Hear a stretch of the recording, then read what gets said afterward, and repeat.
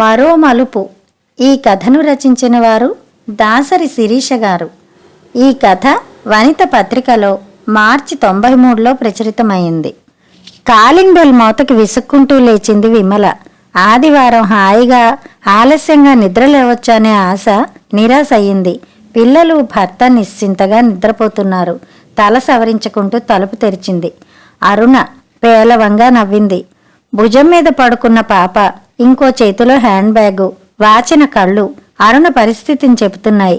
రెండరుణ, ఇలా కూర్చోండి. చేయి పట్టుకుని సోఫాలో కూర్చోపెట్టి పాపని తీసుకుంది. అరుణ వెంటనే ఏడవడం ప్రారంభించింది. అరుణ, ప్లీజ్, నాకసలు బ్రతకాలని లేదండి. అసలు అలా బ్రతకడం ఏమీ బాగాలేదు. పోనీ ఎలా బ్రతికితే బాగుంటుందో ఆలోచించుకోండి. ఈ లోపల కాఫీ పట్టుకొస్తాను. విమల అనునయంగా నవ్వి లోపలికెళ్ళింది. స్టవ్ అంటించి పాలు పడేసి బ్రష్ చేసుకుంది.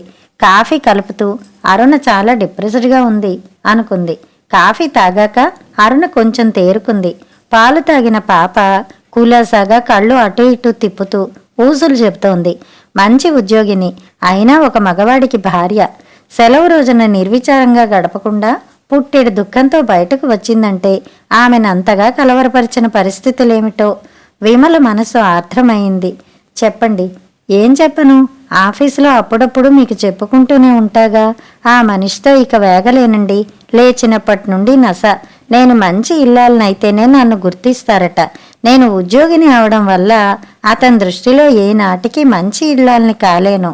తను సిగరెట్ అంటించుకుని తీరిగ్గా నా పనులు పరిశీలిస్తూ వ్యంగ్యంగా వ్యాఖ్యానిస్తుంటాడు. అంతేనా? రోజూ ఇంతే. ఇంటి పనితో, చంటిపిల్ల పనితో, ఉద్యోగంతో నాకు పిచ్చెక్కుతోంది. అసలు నేను సంపాదిస్తున్నాననే స్పృహ, ఆనందం నాకేమీ లేవు. మనస్సు, శరీరము బాగా విశ్రాంతిని కోరుకుంటున్నాయి. అరుణ కళ్ళల్లో నీళ్లు తిరిగాయి. ఉద్యోగము, పెళ్ళి, పిల్లలు అన్నీ వరుసగా జరిగితే ఇలాగే అనిపిస్తుంటుంది అరుణ. అధైర్యపడకండి. నాకు అబార్షన్ అయిందన్న జాలి కూడా లేదెవరికి. అన్నిట్లో నేను సమర్థవంతంగా ఉండాలంటారు. అది ఆశించడం కాదు, దోపిడి. నేనిక వేగలేనండి. వేగలేనంటూ 2 ఏళ్లు గడిపేశారు. మరి అనుకున్నంత సులభమా వదిలేయడం? అరుణ నిరాశగా చూసింది. కాదు, అందుకే అడ్జస్ట్ అవుతున్నా, ఓపికన్నంత వరకు. విమల విచారంగా నవ్వింది. లొంగుబాటునే సర్దుబాటు అనుకుంటాం. ఈ అడ్జస్ట్మెంట్లో కనీసం అప్పుడప్పుడైనా సుఖము, శాంతి లభిస్తున్నాయా? లేదు. మరి నిజమే, జీవితం ఏమీ బాగుండలేదు. అరుణ ఆలోచనలో పడింది. తన భర్త 10 మందిలో మంచివాడుగానే ఉంటుంటాడు. మరి తనంటే ఎందుకో చులకన. తన చదువు, ఉద్యోగంలో తన తెలివితేటలు, అతనికి అక్కర్లేని విషయాలు, ఇంటి పనులు టకటకా చేయలేదని విమర్శిస్తుంటాడు. మంచి కొడుకు, మంచి అన్నయ్య, మంచి ఆఫీసర్గా మాత్రమే ఉంటాడు గాని మంచి భర్తగా ఉండటానికి ప్రత్యేకంగా ఏమీ కష్టపడ్డు. కానీ భార్యగా అన్ని రకాలుగా ఇంట్లో అందరినీ సంతృప్తి పరచాలని ఒక రకంగా శాసిస్తున్నారు. ఘోరం. ఈ లోపల ప్రసాద్ వచ్చి హలో అంటూ ఉప్మా ప్లేట్ అందించాడు. ఇంకాసేపు వెయిట్ చేస్తే పెసరట్లు కూడా తీసుకొస్తా అన్నాడు హుషారుగా. అరుణ సిగ్గుపడింది. పాపేది, విమలేది అనుకుంటూ అటూ ఇటూ చూసింది. ఏం మాట్లాడాలో తెలియటం లేదు. పాప గురించి బెంగ అక్కర్లేదు. పిల్లలు ఆడిస్తున్నారు. అదిగో మీ ఫ్రెండ్ వచ్చేసింది. ప్రసాద్ లోపలికి వెళ్ళిపోయాడు. విమల తను తింటూ, ప్రసాద్ చాలా బాగా చేస్తాడు ఉప్మా అంది. ఆయనకి వంటొచ్చా? నాకు వచ్చినప్పుడు అతనికి రావడంలో ఆశ్చర్యమేముంది? అరుణ మాట్లాడలేదు. మీరు అదృష్టవంతులు అంది మెల్లగా. ఇప్పటి వరకు. కానీ జీవితమంతా ఇంత నిశ్చింతగా ఉండగలననే గ్యారంటీ ఏమీ లేదు. అరుణ విస్మయంగా చూసింది. మీ వైవాహిక జీవితాన్ని, మీ ఇద్దరి మధ్య ప్రేమని మీరు నమ్మరా? నమ్ముతాను, కానీ పరిస్థితులన్నీ ఇలా ఎప్పుడూ అనుకూలంగానే ఉంటాయని నమ్మలేను. ప్రేమ మీకు ఆ నమ్మకం కలిగించాలి కదా. నిజమే, ఆ ప్రేమ నశిస్తే మాత్రం ఈ జీవితాన్ని వదిలేస్తా. గతుక్కుమంది అరుణ. తనింత తెగింపుగా చెప్పగలదా? ప్రసాద్తో నిశ్చింతగా బతుకుతూ కూడా విమల భవిష్యత్తు గురించి నిర్భయంగా అంచనా వేస్తూ నిర్ణయం చెబుతోంది. తనకన్నా వయసులో, అనుభవంలో పెద్దది. అదొక్కటే కాదు, ఆమెది పరిపక్వమైన మనసు. సాటి స్త్రీలంటే అపారమైన సానుభూతి. ఆ తర్వాత వాళ్ళు చాలా విషయాలు మాట్లాడుకున్నారు. దాదాపుగా ఉద్యోగినుల సమస్యలన్నీ ఇలాగే ఉన్నాయి. పెళ్లి వల్ల మగవాడికి బాధ్యతలు పెరుగుతుంటాయేమో గాని చాకిరీ అంటూ ఏమీ పెరగదు. అంతకుముందు తల్లి చెల్లెలు చేసి పెట్టే పనులన్నీ భార్య సునాయాసంగా చేయాలనుకుంటాడు. అరుణ భర్త కుమారు పూర్తిగా అటువంటి వాడే. తక్కువ సమయంలో ఎక్కువ పనులు భార్య చేయాలని అనుకునే అతను భార్య పట్ల ప్రేమానురాగాలు చూపించడానికి మాత్రం సమయం లేదంటాడు. ఎప్పుడైనా వాదిస్తే నిన్నిలా పెంచారు అంటూ అరుణ తల్లిదండ్రుల్ని దుయ్యబడతాడు. నిత్యము ఇదే వాతావరణంలో బతుకుతున్న అరుణకి పిచ్చెక్కుతోంది. నాకేమీ అర్థం కావటం లేదు విమల. ఈ రకమైన జీవితం పట్ల నాకేమీ ఆకర్షణ లేదు. మీ అందరిలా ఉల్లాసంగా నేను లేకపోతున్నాను. ఆఫీస్ వర్క్ కూడా నన్ను భూతంలా భయపెడుతోంది అరుణ బేలగా అంది. స్త్రీ సమస్యల పట్ల ఒక్క అవగాహనే కాదు, పరిష్కారాలు చూపించే తెగువ, మానవత విమలకి పుష్కలంగా ఉన్నాయి. మీ ఇంట్లో పనులు ఇద్దరు సమానంగా చేసుకుంటారు కదూ అరుణ అంది. దాదాపు. ఇది మగ పని, ఇది ఆడపని అని విభజించుకోం. పనిపిల్ల ఉన్నా సరే వంట, ఇంటి శుభ్రత, బట్టల పని, ఇలా ఏ పనులైనా ఎవరికి వీలైనప్పుడు వాళ్ళు చేసుకుంటాం. పిల్లలకి అలాగే నేర్పుతున్నాం. అందుకే ఆరోపణలు లేకుండా శాంతిగా జరిగిపోతోంది సంసారం. నాకిదో కల్లా ఉంది. ఎవరూ ఇంత బాగా బతకడం లేదు. చాలా తక్కువ శాతం మగవాళ్ళు మాత్రమే ప్రసాదులా ఆలోచిస్తారు కాబట్టి మిగిలిన వాళ్ళంతా వ్యవస్థకి మానసికంగా పూర్తి బానిసలు. అవగాహన పెంచుకుంటే ఇంకాస్త ఆనందంగా బతకవచ్చనే ఇంగితం లేని వాళ్ళు. ప్రసాదుల ప్రేమకి ఎంతమంది విలువనిస్తున్నారు? విమల కళ్ళలో ప్రేమ, కృతజ్ఞత తళుక్కుమన్నాయి. ముచ్చటగా చూసింది అరుణ. ఎంతమంది నవీన యువతుల్లో ఆ మెరుపు కనిపిస్తుంది. మీతో మాట్లాడుతుంటే నాకు కొత్త శక్తి, ఉత్సాహం వస్తున్నాయండి. తేలికపడిన మనసుతో మనస్ఫూర్తిగా అంది. థ్యాంక్స్. అదే నాకు కావలసింది. ఏ స్త్రీ కన్నీరు పెట్టడం నేను భరించలేను. మన సమస్యలకి మనమే స్పందించి పోరాడాలి. ఆ తర్వాత వాళ్ళు కొన్ని నిర్ణయాలు తీసుకున్నారు. అరుణ భర్త ఎంత గింజుకుని గొడవ పెట్టినా సరే అరుణ పాపతో సహా 1 నెల రోజులు విమల దగ్గరే ఉండాలి. అప్పుడే అరుణ మానసికంగా కొంత తేరుకుంటుంది. అరుణ వైపు నుండి వచ్చే గొడవలు ఎదుర్కోవడానికి దంపతులిద్దరూ సిద్ధంగా ఉంటారు. నిజంగానే అరుణకి ఆ నెల రోజులు దివ్యమైన కాలం అనిపించింది. ఈ ఇంట్లో పనులు చాలా నిశ్శబ్దంగా జరిగిపోతుంటాయి. అరుపులు, విసుక్కోవడాలు, టెన్షను ఏమీ ఉండవు. ఒకరిని ఒకరు అనవసరంగా డిస్టర్బ్ చేసుకోరు.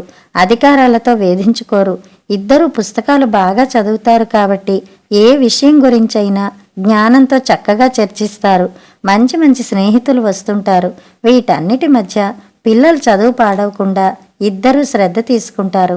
రాత్రి నిద్రపోయే ముందు మంచి పాటలు వింటారు. రిలాక్సేషన్ అంటూ ఉంటేనే రేపటి రోజుని ఉత్సాహంగా ఆలోచించగలం అంటుంది విమల. వీళ్ల దినచర్య కఠినంగా ఉండదు, నియమంగా ఉంటుంది. జీవితం విచ్చలవిడిగా ఉండదు, స్వేచ్ఛగా ఉంటుంది. ఎలా బ్రతకాలో మిమ్మల్ని చూసి నేర్చుకోవాలి అరుణ చాలాసార్లు ఇద్దరితో అంది. మధ్యలో చాలా గొడవలు జరిగాయి. అరుణ తన పుట్టిల్లు వైజాగ్కి ట్రాన్స్ఫర్ పెట్టుకుంది. అరుణ తిరిగి రాదేమోననే భయంతో కుమార్ దిగివచ్చాడు. అందరూ ఊహించినట్టు పురుషాహంకారంతో నువ్వు లేకపోతే మరొకరు అనే ధిక్కారంతో మాట్లాడలేదతను. అసలు వీళ్ళు విడిపోతారేమోనని 2 వైపుల పెద్దలు ఆందోళన పడ్డారు. కొన్ని మహిళా సంఘ ప్రతినిధులు, మానవ హక్కులకి సంబంధించిన 1-2 మగవాళ్ళు కూడా తీవ్రంగా సమస్యను చర్చించడంతో కుమారు తాత్కాలికంగా కన్విన్స్ అయ్యి తాను ట్రాన్స్ఫర్కి పెట్టుకుంటానన్నాడు. ఈ లోపల అతని చెల్లెలి పెళ్లి జరిగిపోయింది. తమ్ముడు మద్రాసులో చదువుకుంటున్నాడు. తల్లి భారమేమీ కాదు. అరుణకి భారం తగ్గి విశ్రాంతి దొరికితే కుటుంబం ఆర్థికంగా బయటపడి సుఖప్రదంగా జీవిస్తుంది. మీ మేలు మర్చిపోలేను. అరుణ కన్నీళ్లతో చేతులు జోడించింది. ట్రైన్ బయలుదేరడానికి సిద్ధంగా ఉంది. విమలకి ఈ 1 నెలలోనే అరుణతోనూ ఆమె పాపతోనూ మంచి అనుబంధం ఏర్పడింది. నేను మిస్ అవుతున్నాను అంది అరుణ చెయ్యి నొక్కుతూ జీరగా. మీలాంటి ఫ్రెండ్ను పొందడమే నాకు గొప్ప అనుభవం. నాకు కోరికుంది. చెప్పండి. మళ్ళీ నీలాంటి పరిస్థితులతో ఎవరైనా తారసపడితే నువ్వు ధైర్యం చెప్పు. ఆ ధైర్యం, ఓదార్పు వాళ్ళకి చాలా శక్తినిస్తుంది. అదే మనం సాటి స్త్రీలకి చేయగల సహాయం. తప్పకుండా. బాయ్ అరుణ. ట్రైన్ కదులుతోంది. కనుమరుగయ్యే వరకు చెయ్యి ఊపుతూ నిల్చుంది విమల. 10 ఏళ్ల కాలం చాలా రకాల మార్పుల్ని తీసుకొచ్చింది. ఎవరి జీవితాల్లో వాళ్ళు చాలా బిజీ అయిపోయారు. మధ్యలో 2-3 సార్లు ఏదో కాన్ఫరెన్సుల్లో కలవడం తప్ప పాత కొలీగ్స్ ప్రత్యేకంగా కలుసుకోవడం అంటూ జరగలేదు. హఠాత్తుగా సికింద్రాబాద్ స్టేషన్లో కనబడిన అరుణను చూస్తూ అరుణ అని అరిచింది విమల సంతోషంగా. అరుణ గాగుల్స్ తీసి చూసింది. ఎర్రటి మైసూరు సిల్క్ చీరలో కొత్త హెయిర్ స్టైల్తో అందంగా హుందాగా ఉన్న అరుణను చూస్తూ గుర్తుపట్టలేదా అంది విమల నవ్వుతూ. ఓ విమల, ఎక్కడి నుంచి? నాకు మళ్ళీ హెడ్ ఆఫీస్కి ట్రాన్స్ఫర్ అయింది. రేపు మీకు ఫోన్ చేద్దాం అనుకుంటున్నా. నేను అసలు లీవ్లో ఉన్నానులేండి. ఇప్పుడే చుట్టాలకి సెండ్ ఆఫ్ ఇచ్చి వస్తున్నా. బాగున్నారా? విమల్ని పరీక్షగా చూస్తూ పిల్లలు పెద్దవాళ్ళయ్యారు, రిలీఫ్గా ఉంది కదూ అంది. విమల టోకీగా వివరాలు చెప్పింది. చెబుతూనే అరుణని పరిశీలించింది. కుడి చేతికి 1 డజన్ బంగారు గాజులున్నాయి. మెడలో అందంగా గోల్డ్ ఫ్రేమ్ వర్క్ చేసిన నల్లపూసల గొలుసు, గట్టి మంగళసూత్రం తాడు ఉన్నాయి. మనిషి నిండుగా దర్జాగా అదో రకమైన అందంతో తమాషాగా ఉంది. అరుణ కూడా క్రీగంట విమల్ని పరీక్షగా చూస్తూనే ఉంది. ఏమీ మార్పు లేదు అనుకుని నిట్టూర్చింది. ఇల్లు దొరికే వరకు వర్కింగ్ ఉమెన్స్ హాస్టల్లో ఉండాలని ప్లాను. పిల్లలు కాలేజీకి వచ్చారు. నేను దగ్గర లేకపోయినా పర్వాలేదు. అందుకే ఈ ప్రమోషన్ యాక్సెప్ట్ చేశాను. అయినా మీకేమిటి ప్రసాద్ గారిలాటి? నీకు తెలీదా? ఏమిటి, మేమిద్దరం విడిపోయాం. ఇద్దరూ మాట్లాడుకుంటూ బయటకొచ్చారు. అరుణకి షాక్ తిన్నట్టు అయింది. ఎన్ని గొడవలున్నా విడాకులు తీసుకోవడం సమంజసమా? అరుణ ఆలోచిస్తోంది. 10 ఏళ్లలో తను చాలా మారింది. కుమార్ని ఎలా వంచాలో బాగా తెలుసుకుంది. అతను తగ్గిపోయాడు. తను ఉద్యోగంలో 2 మెట్లెక్కింది. స్వంత ఇల్లు, ఫోను, కారు సంపాదించుకున్నారు. బంధువుల్లో, అత్తగారింట్లో, పుట్టింట్లో తను మంచి పలుకుబడి, ఆధిక్యత సంపాదించుకుంది. అమ్మో, ఈ మాత్రం గడుసుదనం నేర్చుకోకపోతే తన్ని బతకనిచ్చేవారా? విమలేమిటి, అన్ని తెలివితేటలుండి ఇంతమందికి సలహాలు చెప్పే విమలకి తన సంసారం దిద్దుకోవడం తెలియలేదా? పిల్లల గురించి ఆలోచించవద్దా? అయినా ఇప్పుడా విడిపోవడం? అదో రకంగా చూసింది. తప్పలేదు, అతను ఆ పరిస్థితి కల్పించాడు. మంచి భర్తగా, ఆదర్శవంతమైన భర్తగా పాపం జీవితాంతం ఉండలేకపోయాడు. చాలామంది కన్నా ప్రసాద్ గారు ఎంతో మంచివారు. నిజమే, అతని జీవితంలో ఇంకో స్త్రీ ప్రవేశించింది. అందువల్ల అతని వైఖరి పూర్తిగా మారిపోయింది. తగాదాలతో, తీర్పులతో ఇటువంటి సమస్యలు పరిష్కరించుకోలేము. అయినా నా వంతుగా కొన్ని సజెషన్స్ ఇచ్చి ఓపిక పట్టినా సాధ్యం కాలేదు. అందుకే విడిపోవడం చాలా మంచిదనిపించింది. ఇప్పుడు హాయిగా ఉన్నాను. హాయిగా ఉన్నారా? ఈ మధ్యకాలంలో నన్ను కల్లోలపరిచిన ఆలోచన సముద్రం నుంచి సురక్షితంగా బయటపడ్డా. అందుకే ప్రశాంతంగా ఉన్నాను, హాయిగా ఉన్నాను అంది విమల వాచి చూసుకుంటూ. నా కోసం మా కజిన్ వస్తుంది. మీరింటికి తొందరగా వెళ్ళాలా అంది. మీ రూట్ చెప్పండి, డ్రాప్ చేస్తాను. ఆమెను తనింట్లో పెట్టుకోవచ్చు. అయినా అరుణ అంత చొరవగా అనలేకపోతోంది. కారు దగ్గరికి నడిచింది. మీ రూట్ వేరు, నా రూట్ వేరు. పర్వాలేదు, ఎందుకమ్మా శ్రమ? నాకేం బాగుండలేదు మీరిలా విడిపోవడం, పిల్లల పెళ్ళిళ్ళు అవి. కొంతమంది పరువు గురించి, పాతివ్రత్యం గురించి ఆలోచిస్తారు. డబ్బు గురించి సరే, నేను ప్రేమ గురించి, మానవ సంబంధాల్లో నిజాయితీ గురించి, స్త్రీ చైతన్యం గురించి ఆలోచిస్తాను. పర్వాలేదు, నేను జీవితంలో చాలా భాగం మంచి ప్రేమనే పొందాను. ఇప్పుడు ఇదో కొత్త మలుపు. నాకేం బాధలేదు. పోరాటానికి నేనెప్పుడూ సంసిద్ధమే. సరే, ఇంతవరకు చైతన్యం బాగానే ఉంది. మరి ప్రసాద్ ఇంకో స్త్రీతో హాయిగా జీవిస్తున్నారు. మీరు అలా? అరుణ కారు దగ్గర నిలబడి సూటిగా చూసింది. ఏ ఆడది ఇక్కడ మాత్రం ఇంతకన్నా తన గీతం దాటలేదనే ఆమె అభిప్రాయం.